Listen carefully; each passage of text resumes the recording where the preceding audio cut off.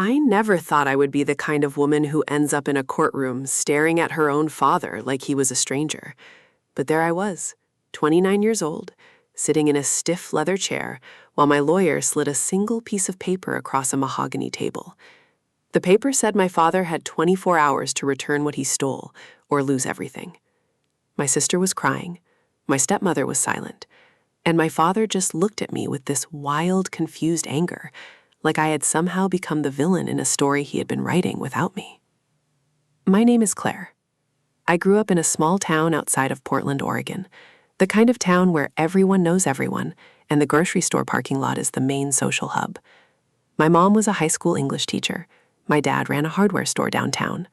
They were the kind of couple that held hands in public, the kind that danced in the kitchen while making dinner. I thought they were unbreakable. I was 14 when my mom got sick. It started with a cough that would not go away. Then came the fatigue, then the weight loss. The doctor said it was ovarian cancer, stage 3. My mom fought for 2 years. 2 years of chemo and radiation and hospital rooms that smelled like antiseptic and fear. She never stopped teaching. Even when she lost her hair, she would put on a wig and go to school because she said her students needed her. But at night, I would hear her crying in the bathroom when she thought no one was listening. My father was a rock through all of it. He closed the hardware store early some days to drive her to appointments. He learned how to cook.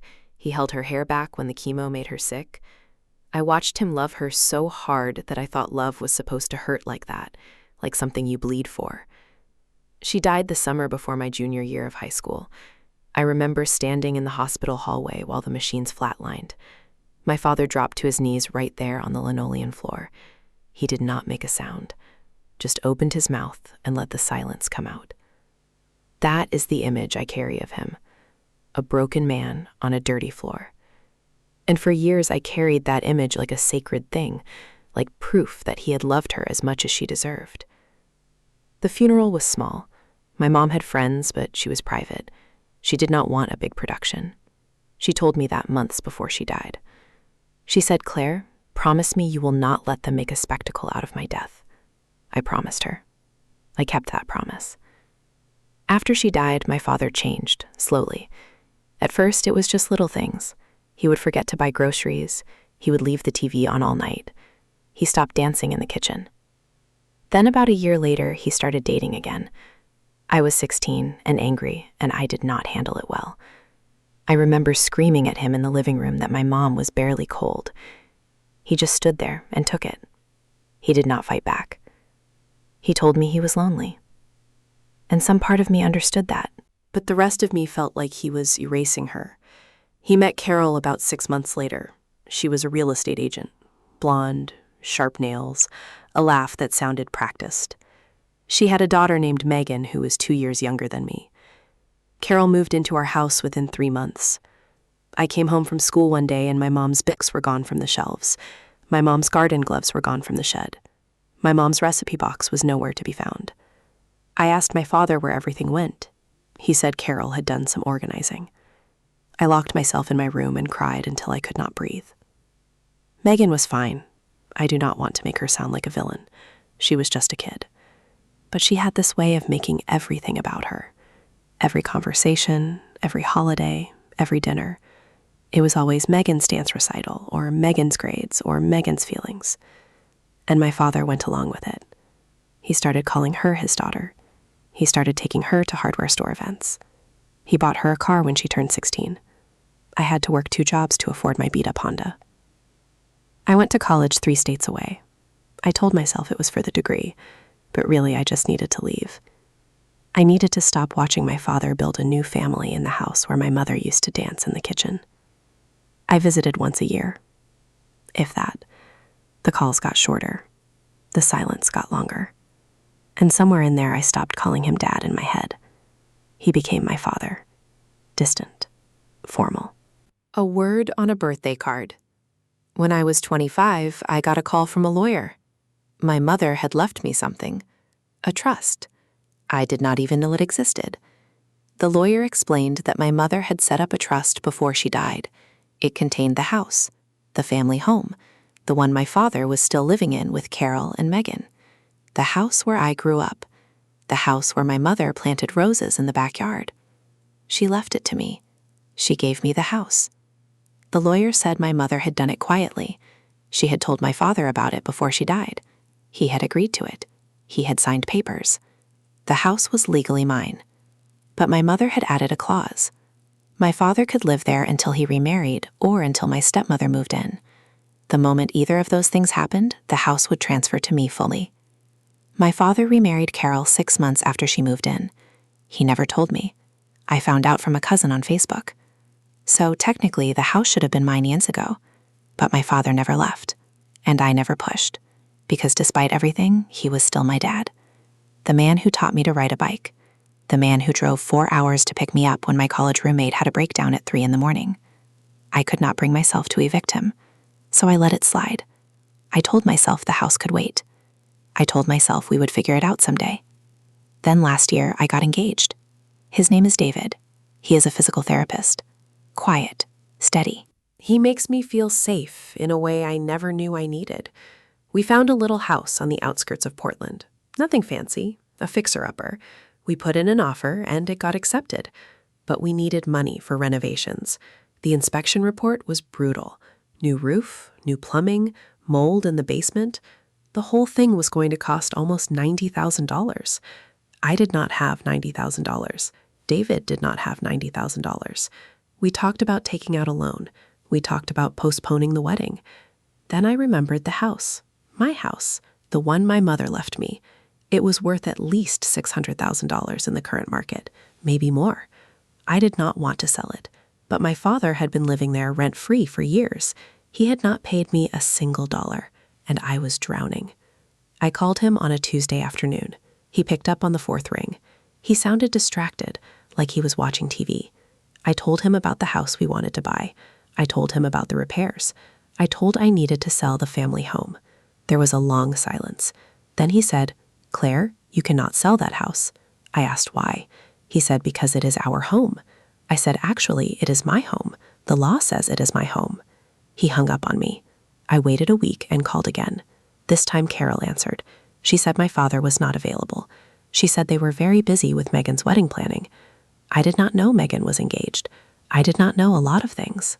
Carol said they would talk to me later and hung up. I started feeling this cold, hard knot in my chest, the kind that tells you something is wrong, the kind you try to ignore until it gets too tight to breathe. I decided to drive down there, to the old house. I did not tell them I was coming. I just got in my car on a Saturday morning and drove 2 hours south. The house looked the same from the outside. The roses were still there, overgrown but alive. The porch swing my God built was still hanging, but something felt different. There were new cars in the driveway, a white BMW, a brand new Jeep. My father drove a beat-up Ford truck for 20 years. None of this makes sense. I knocked on the door. Carol answered. She looked surprised. Not happy, not unhappy, just surprised. She said, "Oh, Claire, we did not know you were coming." She did not invite me in. I asked for my father. She said he was at work. It was a Saturday. The hardware store closed at noon on Saturdays. I knew that because I used to work there when I was a teenager. I said, "Carol, it is 2 p.m. She just blinked at me. Then she closed the door. I sat in my car for 10 minutes trying to decide what to do. Then I called the lawyer, the same one who had contacted me years ago, a woman named Patricia, who sounded exactly like you would want your lawyer to sound. Calm, sharp, efficient. I told her everything. The house, the trust, my father living there with Carol, the clause about remarriage. Patricia asked if I had any documentation. I said I had the original trust paperwork. She told me to send it to her immediately. She said, "Claire, I think there is more going on here than you realize." 2 weeks later, Patricia called me back. Her voice was different, tighter. She said, "I need you to sit down." So I sat on my couch with David next to me, holding my hand. Patricia said, "Your father sold the house." I did not understand at first. I said, "What do you mean he sold the house? He cannot sell the house. It is my house." Patricia said, "He sold it 18 months ago. He forged your signature on the paperwork. He had a notary who either did not check or was paid to look the other way. The house was transferred to a shell company. Then it was sold to a developer. The house is gone, Claire. It is a parking lot now." I remember the sound I made. It was not a scream. It was something lower, something animal. David pulled me into his chest and I just sat there shaking. The house my mother left me, the house where I learned to walk, where she taught me to read, where she died. It was a parking lot. My father had turned it into concrete and profit. Patricia kept talking. She said the house sold for $620,000. The money went into an account under my father's name. From there, it was transferred to several other accounts. Patricia had been doing forensic accounting. She had traced most of it. $50,000 went to a resort in Mexico, a place called something like Paradise Cove. $20,000 went to a wedding venue. Another $30,000 went to a luxury car dealership. The BMW in the driveway, the Jeep. They bought them with my money. The rest was harder to trace, but Patricia estimated that about $400,000 had been spent or moved in the past 18 months. I asked about Megan's wedding. Patricia said yes. It looks like they funded the entire wedding with the proceeds from the sale of your house. She paused.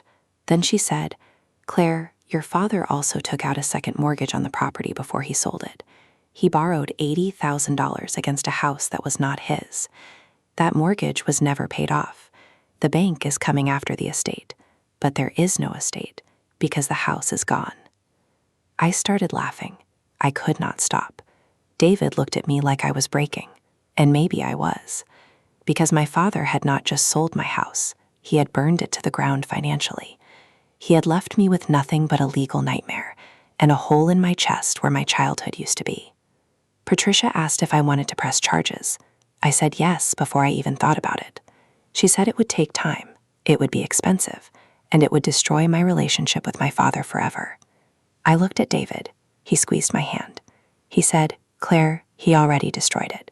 You are just making it official." So we started the process. Patricia filed a lawsuit. She also filed a police report for fraud and forgery. The detective assigned to the case was a woman named Reyes. She had seen this kind of thing before, families turning on each other over money. She told me it happens more than people think. That did not make me feel better, but it made me feel less alone. The first court date was set for a Monday in June. Patricia told me my father would be served papers a week before. She said he would probably call me. She was right. He called on a Tuesday night. I let it go to voicemail. He called again. I let it go. He called 7 times in 2 hours. Then Carol called. Then Megan called. I did not answer any of them. I just sat in my living room with David and watched my phone light up over and over like a distress signal I had no interest in answering. The voicemails were something else. My father's voice was shaking. He said, "Claire, please, we need to talk. This is all a misunderstanding. You are going to ruin us." Then Carol's voice came through. She said, "You selfish little girl. Your father gave you everything. How dare you do this to him?" Then Megan. She said, "Claire, I know we have had our differences, but you cannot do this to me right before my wedding. Please, just call us, please." I did not call. I wanted to. A part of me wanted to hear my father's voice and believe him, believe that it was a mistake, believe that he had not actually stolen my inheritance and turned my mother's house into a parking lot. But I had the paperwork. I had the forensic accounting. I had the truth. And the truth was a cold, hard thing that did not leave room for forgiveness. The week before the court date, Patricia called me with news. She said the developer who bought the property had been contacted. They were not at fault. They had bought the house in good faith, believing the paperwork was legitimate. But they had records. They had emails. They had a paper trail that led directly back to my father. Patricia said she had enough evidence to put him away for a long time if she wanted to. But she asked what I really wanted. Did I want my father in prison? Or did I want my money back? I thought about that for a long time. I thought about the man who taught me to ride a bike, the man who held my mother's hair back when she was sick, the man who fell to his knees in a hospital hallway. I thought about Carol erasing my mother from the house. I thought about Megan getting a car while I worked 2 jobs. I thought about my mother's roses being paved over for a parking lot. I thought about all of it, and I realized I did not want revenge. I wanted justice. There is a difference. I told Patricia I wanted the money, the full $620,000, plus interest, plus the cost of the second mortgage, plus legal fees. I wanted my father to know what he took from me. I wanted him to feel it in his bank account, the same way I felt it in my chest. Patricia said she could make that happen. She said she would give him one chance.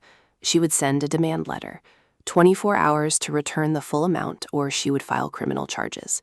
No negotiation, no payment plans, no apologies. The full amount in a certified check, or he would go to prison. The demand letter was delivered on a Friday morning. My father had until Saturday at noon. I spent that Friday at work. I am a graphic designer. I sat at my computer and moved pixels around and pretended like my whole world was not balanced on a knife edge. David texted me every hour.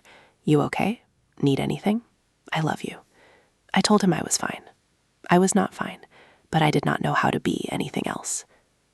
Saturday morning came. I woke up at 5 and could not go back to sleep. I made coffee. I sat on my back porch and watched the sun come up over the trees.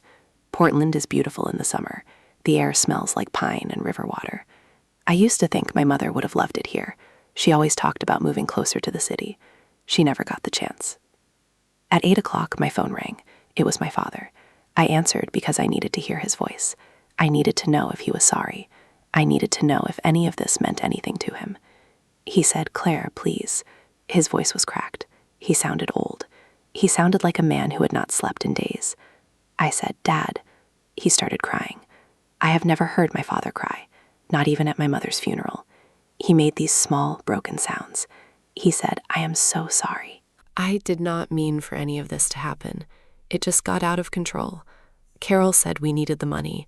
Megan's wedding, the resort, it all just happened so fast. I said, "You forged my signature. You stole my house. You turned my mother's memory into a vacation." He said, I know. I will pay you back. Just give me time." I said, "You have until noon." He said, "Claire, please. I am your father." I said, "You stopped being my father the day you signed my name on that paper." He was quiet for a long time. Then he said, "What about Megan's wedding? It is next weekend. Everything is paid for. The venue, the caterer, the dress. If you take the money, we cannot afford any of it." I said, "That is not my problem." He said, "She is your sister." I said, "She is not my sister. She is your stepdaughter. My mother never even met her. You chose them. You chose them over me, over Mom, over everything." He started crying again, but I did not feel sorry for him. I felt something else, something cold and final, like a door closing in a house I would never live in again. I said, "You have until noon," and I hung up. The hours between 8 and 12 were the longest of my life. I tried to clean the kitchen, I tried to watch TV, I tried to take a shower. Nothing worked. I just kept looking at the clock. 10:15, 10:32, 11, 11:40. David came home from the gym. He did not say anything. He just sat next to me on the couch and held my hand. At 11:53, my phone pinged. A text from Patricia. It said, "Call me." I called her. My hands were shaking so bad I almost dropped the phone. Patricia said, "Claire, a certified check was just delivered to my office, the full amount, $620,000, plus interest, plus legal fees. It is all there." I did not say anything. I could not say anything. David squeezed my hand harder. Patricia said, "There is something else. The check came with a letter from your father. Do you want me to read it to you?" I said yes. She started reading. Her voice was neutral, professional, but I could hear something underneath, something like sadness. "Dear Claire, I am sorry. I know those words are not enough. I know I have broken something between us that can never be fixed. Your mother would be ashamed of me. She trusted me to take care of you, and I failed. I spent years trying to build something new because I could not face the loss of her. Carol was easy. Megan was easy. They did not remind me of what I lost. But you looked just like her. You sounded like her. Every time I saw you, I saw the woman I let die. I know that is not fair. I know it is not your fault. But I could not carry that grief and be a father at the same time. So I ran. I ran into a new family. I ran into lies.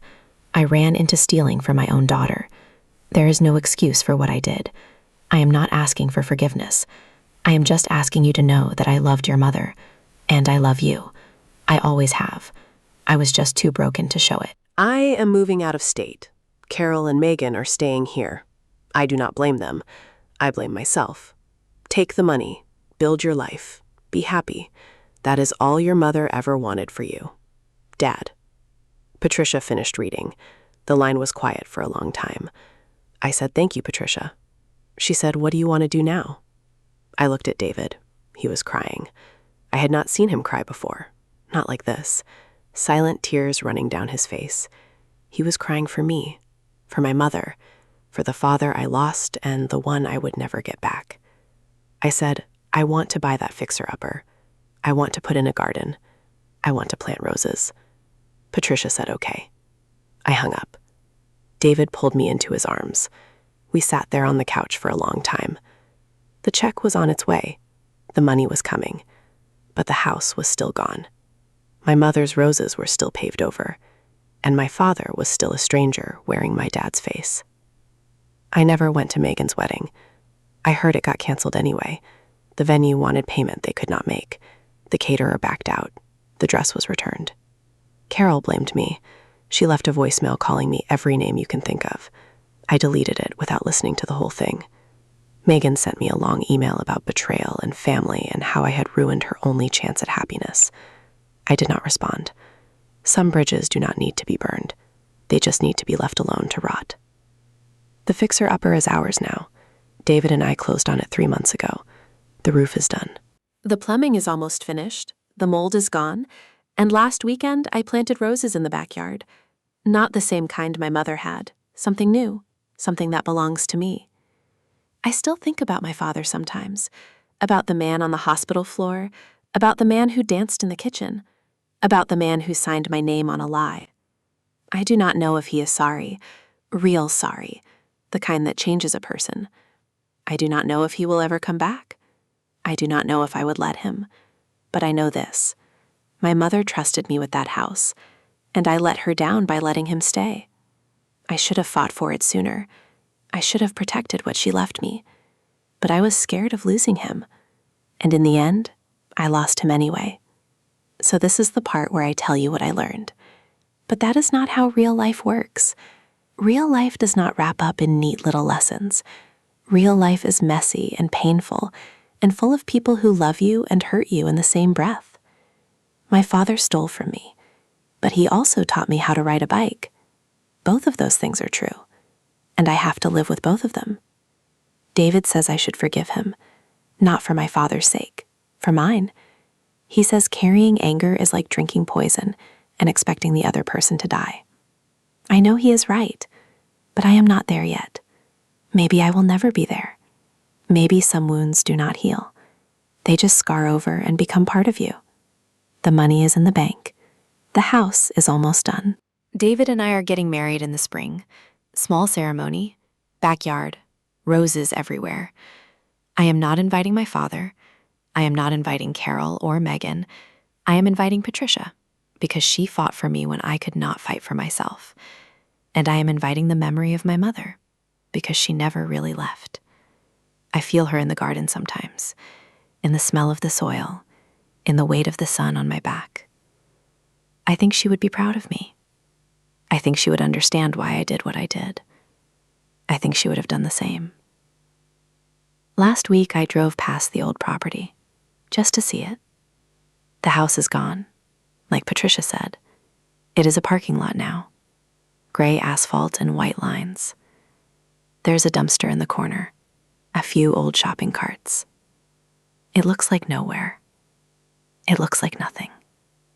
I sat in my car for a few minutes just staring at the space where my bedroom used to be, where my mother used to read me stories, where my father used to make pancakes on Saturday mornings. All of it gone, paved over, erased. I thought about getting out and walking across the asphalt, touching the ground where the roses used to grow. But I did not, because that ground does not belong to me anymore. It belongs to a developer and a parking lot, and a story I am trying to leave behind. So I drove away. I went home to David, to our fixer-upper, with the new roof and the new plumbing and the new roses, to the life I am building with my own 2 hands, on ground that is mine. And I decided something in that moment. I decided that I am not my father's daughter anymore. I am my mother's daughter. I am Claire. I am 29 years old. I am engaged. I am rebuilding. And I am going to be okay. Not because the money came back. Not because I won the court case. But because I finally stopped waiting for my father to choose me. He never did. He chose Carol. He chose Megan. He chose himself. And I am done being chosen second. The 24 hours are over. The check cleared. The criminal charges were never filed. Because I asked Patricia to hold them. Not as forgiveness. As a door left cracked open. Just in case. Just in case one day he calls and says the right words. Just in case he shows up at my wedding with dirt under his nails and tears in his eyes. Just in case he remembers how to be my dad. But I am not holding my breath. I am planting roses. I am fixing a broken house. I am learning to be whole in a world that breaks people like bread. And if that is not a happy ending, then I do not know what is.